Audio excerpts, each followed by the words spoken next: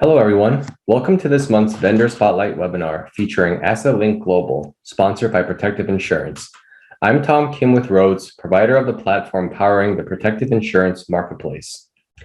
Asset theft and loss is an ongoing problem that continues to show up in the news and plague businesses, costing companies billions of dollars in cargo loss and asset theft each year.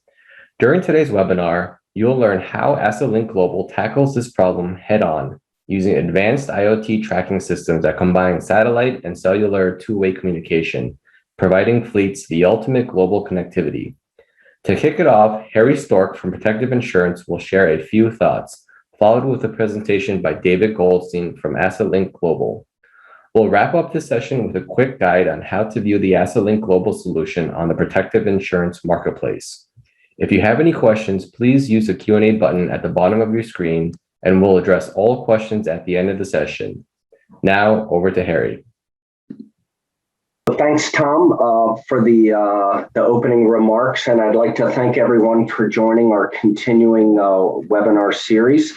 For those new to this experience, we have a featured vendor each month that is a valued partner on our marketplace, addressing key issues that impact all of us in the trucking world and solutions to help address those challenges.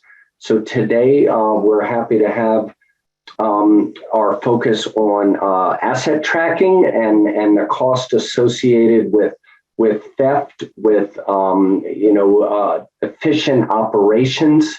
And so I will turn it over to David. Thank you, David. Great, thank you very much. It's a pleasure to be here and talk to you a bit about the solutions we have for asset tracking, especially for unpowered assets.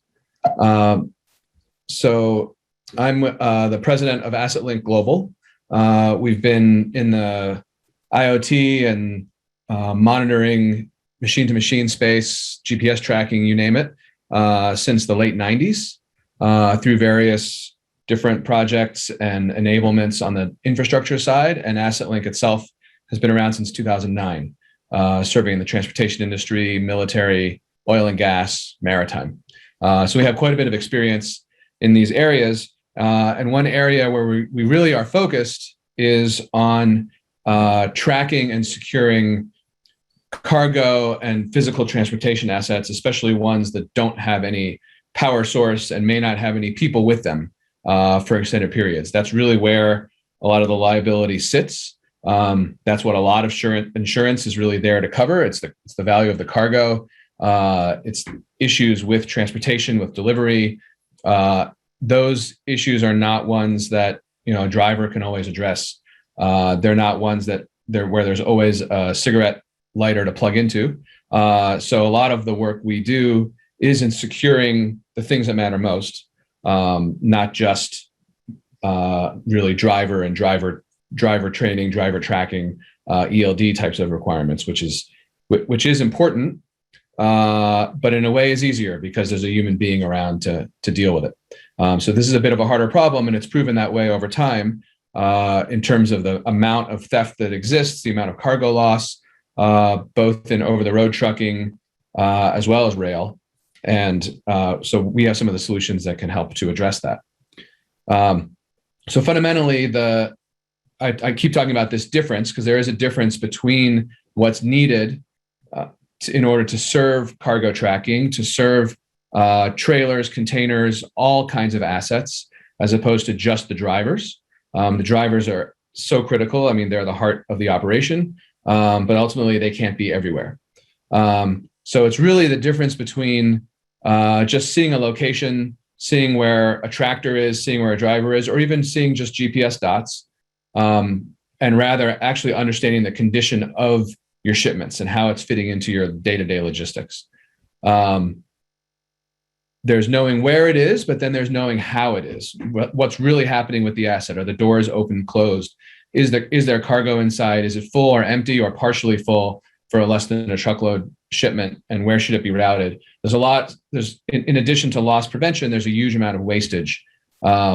By not really knowing what's happening on the assets, it's much more than just, where is this equipment? Where is the driver?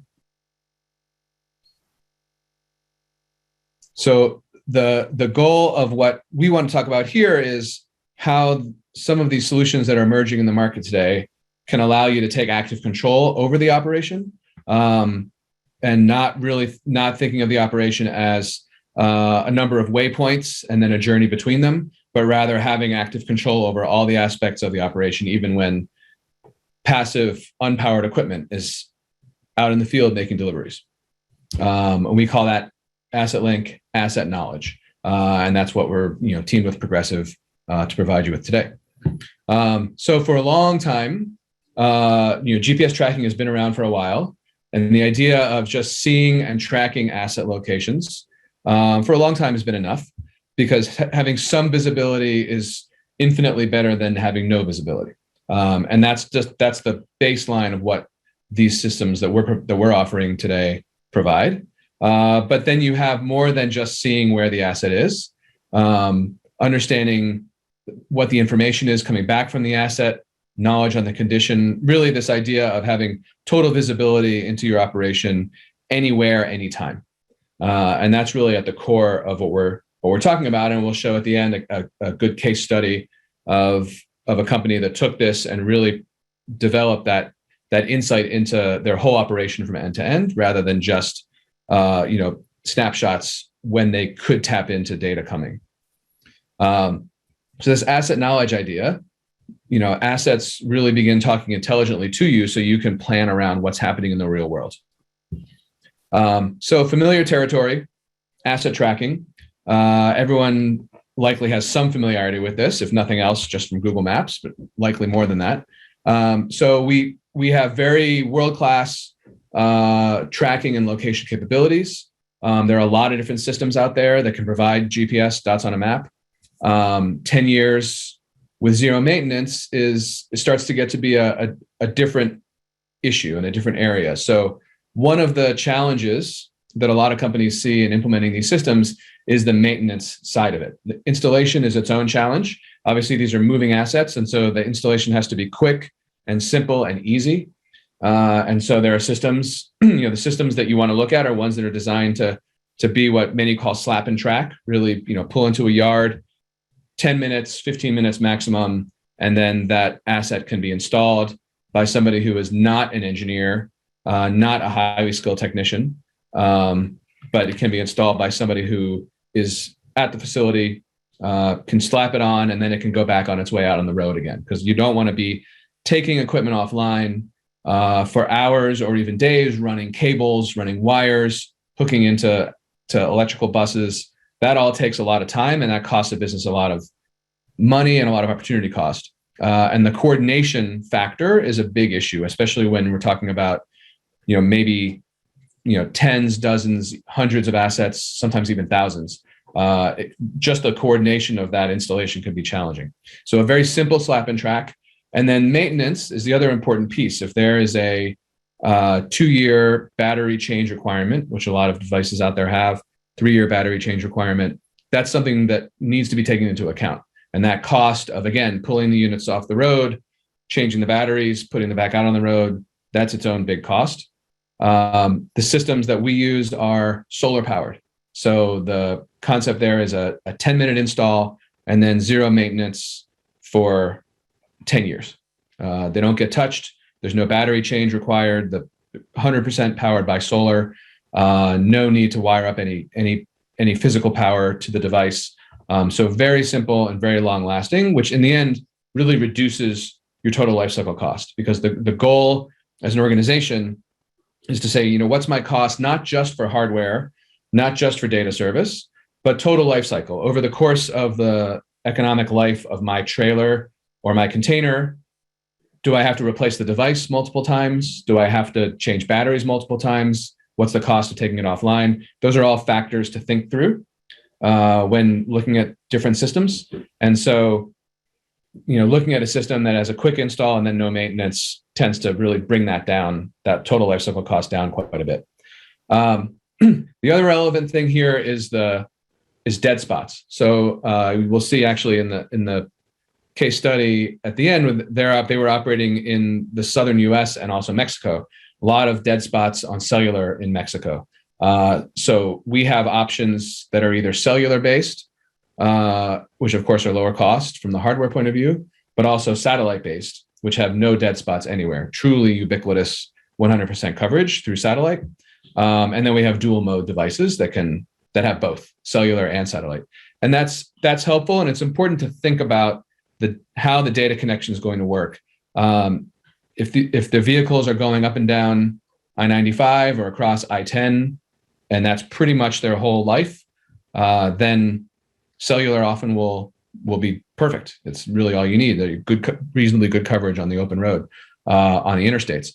As soon as you start going into rural areas, off-road, cross-border, anything in the U.S. West Texas, or west of the Mississippi, anything in Canada, outside of the narrow band near the border, tends to start to get into dead spots. And then, of course, it's a question of loss prevention. The criminals know where cellular doesn't work. They know where they can go, where asset tracking isn't going to typically take over. And so in those cases where we have high risk, either areas of operation or high risk assets, cargo is very important, high value or critical in some way, then satellite can be useful because those dead spots are no longer dead. They're quite alive. We can get all that data equally well. And it makes it a lot easier to look for unauthorized stops in those areas, things like that. So there are a couple different options as far as the data pathway, but that's, again, something to think through. And we can provide a mix of those different devices if needed. So then beyond those basic, fundamental, but base level requirements, really the next set of items to think about is what other knowledge can we get from the device? So real-time data is very important. And one thing that we see is there's quite a bit of evolution in the technology that's happening out there. And it can be risky to commit to a piece of hardware only to see that in 2 years, now there are requirements for, let's say, cargo monitoring within your organization. Or now there are requirements for door open close sensing and monitoring. There are a lot of different things that can be monitored on what we call a smart trailer or a smart container. So where to start? And we've seen time and time again companies committing to a particular set of requirements without really thinking about future proofing and expandability. And it either causes decision paralysis or it causes a commitment to a piece of hardware that ends up being outdated in 3 years, even if it has 5-year or 8-year lifetime on it. And so what we've designed into the asset pack is to really be a platform that evolves. So we can, just like the Tesla can take a new firmware update, and then now the Tesla has new modes, it has better self-driving capabilities, it has more autonomous capability, whatever types of upgrades Tesla wants to put into their vehicle, they know with confidence that they can ship a vehicle and you can buy it and you'll be able to get that next download, which will give that next set of features that maybe weren't available when you bought it. The asset pack works the same way. So we're able to upload new features, add sensors, modify firmware over the air in order to load new configurations so that as your requirements evolve, maybe you want to start taking advantage of the Bluetooth. Every device is Bluetooth enabled. So there are various Bluetooth sensors that can be added, and more are always emerging for things like tire pressure or weight or door open close. We even have radiation sensors that we've developed for certain customers that need to monitor the presence or the absence of a radioactive source on their shipment. So there's a whole variety of different things that can be added. The nice thing with a platform approach as opposed to a fixed hardware approach is you don't have to know all those ahead of time. And in our environment, in our world where things are moving very fast on the technology side, this allows you to have that base platform and then upgrade over time as you want to add sensors. And it becomes a very simple process to do that and add more information over time. So that's just, simple tracker. This is what the tracker looks like. It's just a little under 12 inches long. It slaps on. It's designed, if you have containers or intermodal types of assets, it's designed to slip in between the corrugation on containers. It's also just an inch in profile, so it can fit on top of trailers, without concern of clearance. As long as they're observing their margin of error as they do their drive planning. It can go on the sides of containers and the fronts of containers or trailers. So it's a very flexible device in terms of where it's mounted and how it's mounted. And everything is self-contained in that device you see there.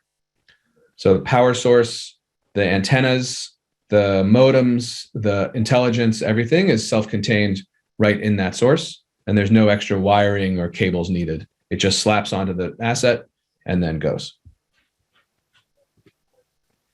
So then we have this customizable array of different performance, security, measurement indicators that we can add over time and then reprogram over time.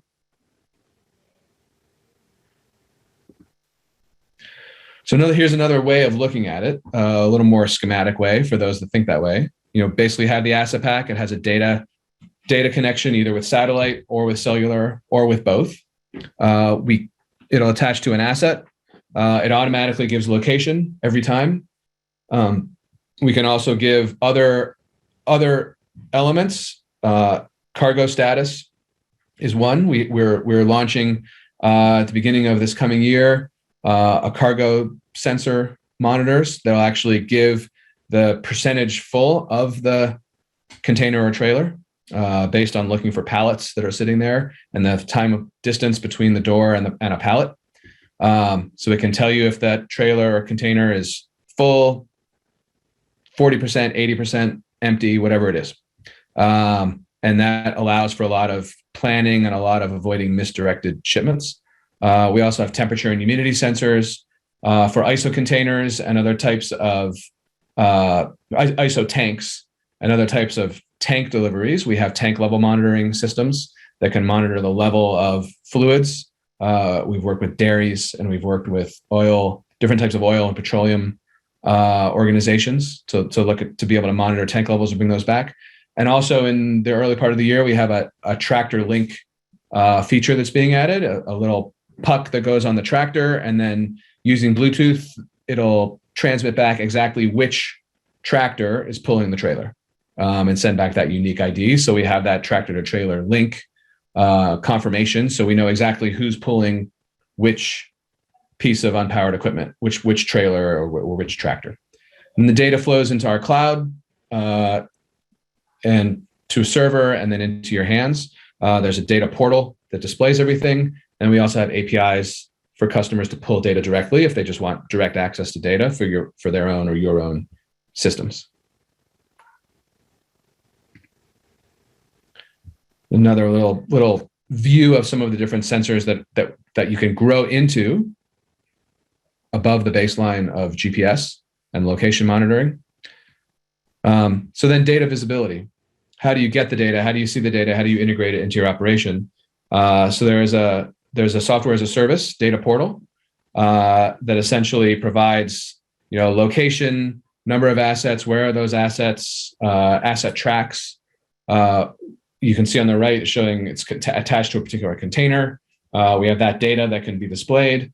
The system also has geofences. So we're able to actually highlight either in the data portal or uploaded to the device itself geographic areas that are either safe or unsafe. Maybe crossing a border, we want to increase the rate of transmission to be able to get more data when we're across a certain border, and then pull back when we're back across the border. We can program in depots, different transfer locations, yards. So basically anything that is a trigger point for an event, whether that's a billable event, delivery, a transition point in a journey, any of those types of locations, warehouses can be programmed either into the data portal or for an even faster response, especially in security types of situations, into the device itself. So that geofence capability allows you to trigger quite a lot of events. We've actually had some customers where they've triggered billing against arrival, and that's speeded up their velocity of money from about 60 days before they were turning around a bill and getting paid to about 10 minutes, where they were able to invoice almost immediately as soon as it arrived. They weren't waiting to find out, did it come, did it not come? And so those those smart triggers can trigger payments, trigger timing of arrival for certain commodities. That's very important. When did a commodity arrive at the customer site? We've seen cases where we've had commodity customers where their customers would game the system because no one really knew when the commodity had arrived. Sometimes it was third-party drivers, so they would game the time of arrival to have the most advantageous pricing on the market. They were billed based on price of arrival for certain commodities. Now they had that data over the air, and it was not controversial, and they could charge the amount that they were legitimately entitled to charge. So there's a wide variety of capabilities within this data portal and within the geofencing that can be customized in order to work for your business. So it becomes not just loss prevention, but also optimizing logistics, optimizing efficiency. And from a loss prevention point of view, there's a number of alerts that we can send out. So from this device, you can set up email. From the portal, you can set up email, text alerts, and so on that indicate, for example, if a truck is stopped too long in the wrong place. If it goes off, we can program in certain routes. If it goes off of that route, then it can send in a signal. If it doesn't transmit for some period of time, we can send out a message. So there's a variety of alerts that we can also provide, and often getting to that customer, to that issue within minutes rather than within a day or two can make all the difference between recovery and non-recovery. So quick view of some blue chip organizations. We work with pretty serious folks around the world. We started off actually in the military space, military logistics, and have expanded into oil and gas and regular transportation logistics. So a lot of security protocols are in place for some of these types of customers that of course everyone gets the benefit of. And a quick case study before I stop for a little Q&A. So Maeda is a shipper in Mexico. They operate also in Texas, Southern California, Arizona. So they're cross-border. And they were seeing some real challenges around theft, around route planning, because they didn't really know exactly where their trailers were all the time at any given moment. Some level of visibility, especially outside metropolitan areas, where there was not really a sense of an understanding of exactly where are these trailers parked when they're on the side of the road, when they're outside of a metro. Customer information was difficult to give. They would have to say, well, we're going to find out and call you back, and make a bunch of phone calls to try to find a piece of equipment. And of course, prevention of theft, prevention of spoilage of cargo shipments, et cetera, because if it's an unpowered asset, it just doesn't have any equipment to provide data. No power, no comms, just a box. So we were able to create these smart boxes. The CEO was very happy with what happened. They actually closed new deals and grew their business. So it was much more than just loss prevention. And they cited some very specific elements that the devices are purpose-built for commercial fleets. For example, the fact that it can fit into corrugations, the fact that it has geofences that are built in to be able to identify waypoints. Very well connected, so no loss of connection when they go from one cell system to another, let alone off of cell altogether. Data was very interoperable, kind of ready to go, 10-year battery life, simple, secure. So there was a real success story here, and this is one example of several that we have. We work worldwide. Again, as I said, we started in the military logistics space, and that's really what you want is, again, whether it's us or anybody else, looking at organizations that have come out of spaces where they have to be quite serious. There are a lot of organizations that set up mom and pop resellers to kind of resell low-cost GPS tracking equipment. And in the end, you get what you pay for. The security isn't there. Replacements have to go out. And the real cost is that cost of taking assets offline and reinstalling. The hardware almost pales in comparison to the labor costs and the cost to your supply chain efficiency of having to pull assets offline. So either that cost is incurred or else the system just stops being used when devices start failing. And that's really something that is important to look at, that we've focused on because we deal in places like Afghanistan, Saudi Arabia, where conditions are difficult, northern Canada and the North Slope. And so we make sure it works there so that it works everywhere. Quick photo. This is an example of the cargo sensor that we're launching in the first part of the year. We have a forward mounted one and a rear mounted one. So one at the nose is an option, or one at the door. At the door, we have percentage full. At the nose, we just have full or empty, but it's a lower cost option. So this is one example of the products that we're coming out with to keep building on this smart container, smart trailer platform that we have here. So with that, and there's probably a lot of information, and it's hard on Zoom to know how people are taking it, but I'm opening up to questions and any feedback that I can help with. Hey, thank you, David, for that insightful presentation. Before we get to the Q&A, I just want to give a quick tour of the Protective Insurance Marketplace. Let me just share my screen here. So I put a link in the URL on the chat box where you can access the Protective Insurance Marketplace.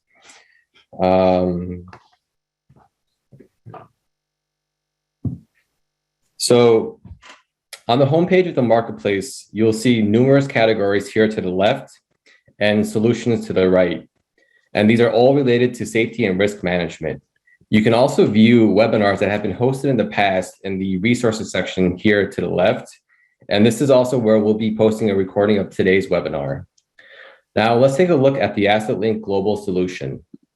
You can either find this by scrolling down on the list of solutions, or you can go directly to the search category search here. And in this case, it would be asset tracking. So if I click on that, you'll see Assetlink Global's product here, Asset Pack Hybrid, shows up. And once I click on this card, it'll open up the full solution listing. Here, you'll see a quick overview, pricing and promotions.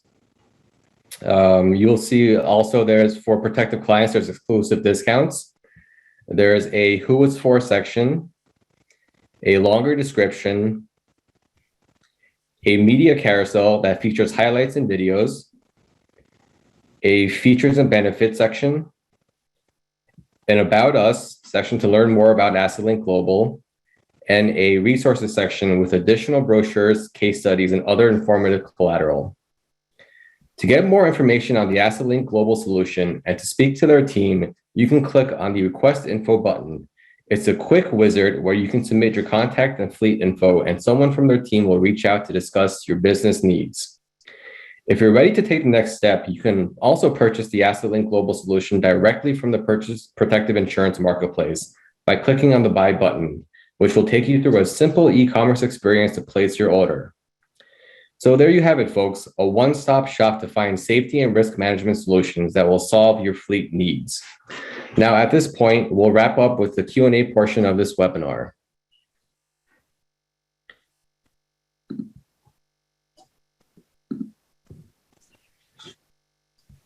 So let me see here. It looks like someone actually has a hand raised. Tony, I'll allow you to talk if you want to speak.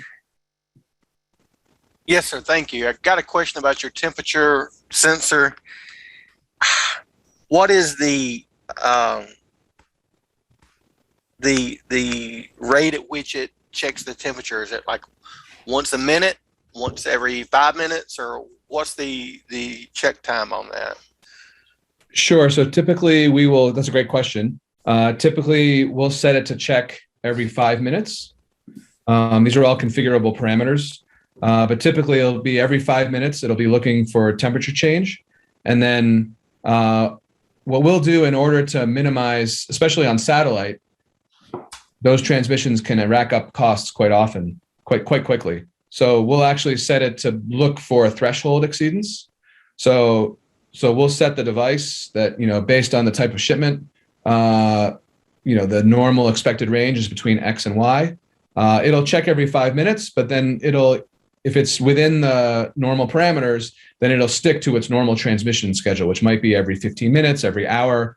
It's typically not, we're typically not tracking these unpowered assets every minute because they're on solar power. They're not, it's not a driver in a truck where we're looking at driver behavior.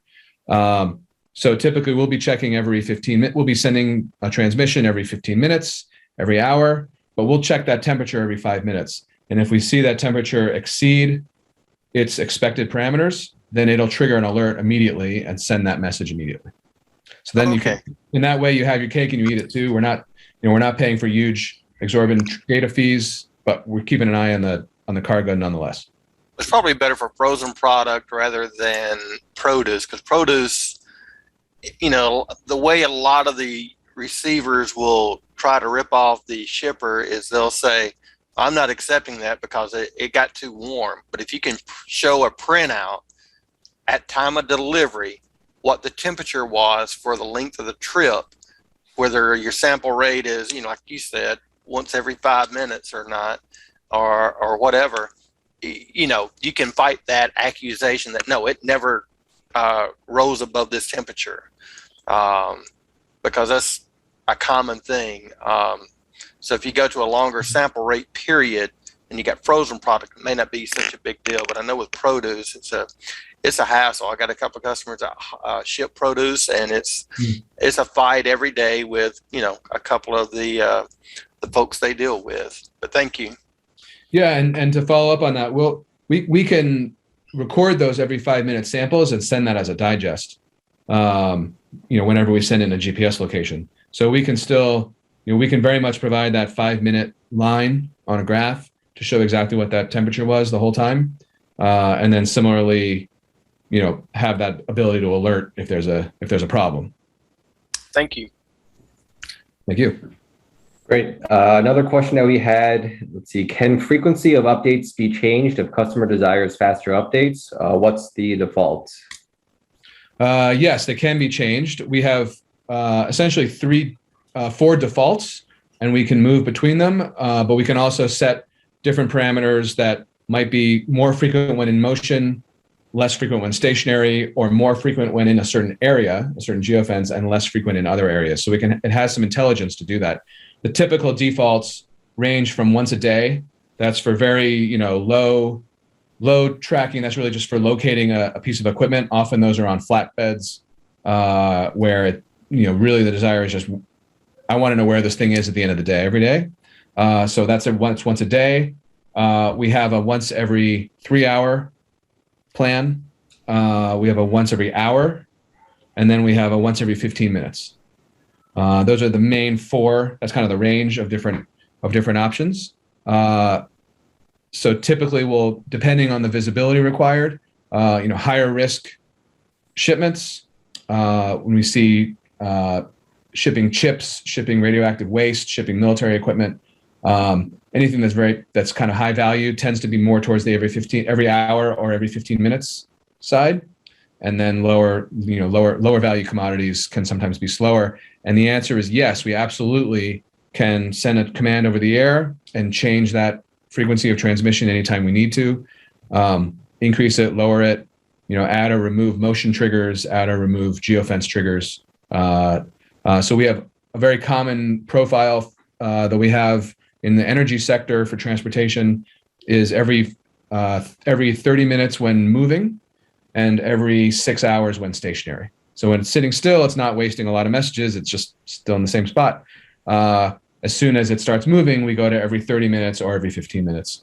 And that's a very common configuration that we see in a lot of transport applications. Great. Thanks, David. We'll do one more question just with the time. What's the time frame for battery backup in case a container is under a covered location and does not have solar access for some time? Yep. Excellent question. So it'll transmit at its normal transmit rate for 2 weeks. Then after that, it'll go to a reduced transmission rate, what we call power save mode. And it'll stay in that mode for about 30 days. That's about half to a third of the transmission rate. And then it'll go to what we call power recovery mode, where it's just transmitting a heartbeat once a day, and that'll last for about 11 months. So overall, we get about a year's worth of connectivity to it, but very, that almost equally rich connectivity for the first month or so, just on the battery alone, even if there's no sun whatsoever. All right, great. Thank you, David, from Assetlink Global, and thank you, Harry, from Protective Insurance, for sponsoring today's webinar.